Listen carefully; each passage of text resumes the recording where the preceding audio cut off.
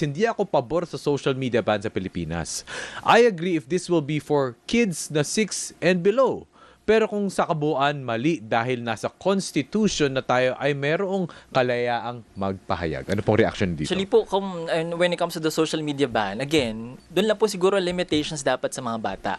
Kasi po ang nangyari, pabata ng individuals who doing, or kids doing self-harm because of social media.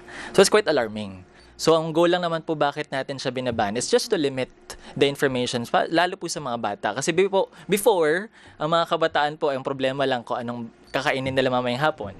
But ngayon, Maglalaro.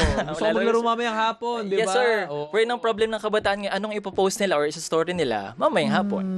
So that's the big how difference. sad, So it's no? the pressure is there. Wherein they do compare themselves to their friends, their classmates, kasi ang classmate niya may ipopost mamaya. So dapat siya pressured siya what's needed to be posted later on. So self-esteem ay affected po, Miss Tina and Sir Migso. Kung ano lang kinain mo, niregalo sa'yo, para meron ka ba nito, siya wala, meron Opo. ako nito. Yes, Di ba?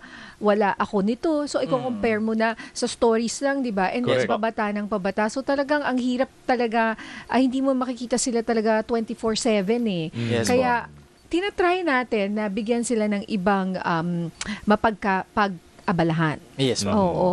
Mahirap din yun kasi alam mo yung kanilang attention span or laging bored na lang agad. 'Di ba? Tayo noon, 'di ba?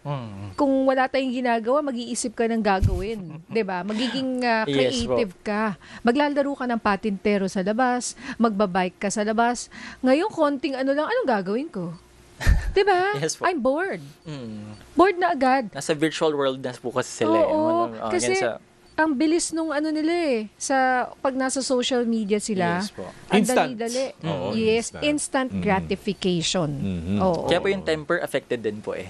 Kasi the social media, anytime soon, pwede naman nila i-search. Yung temper pa ay umiikli na rin. Oo. Dati pong haba ng pasensya natin eh. Or ngayon, paikli po ng paikli yung Oo. temper.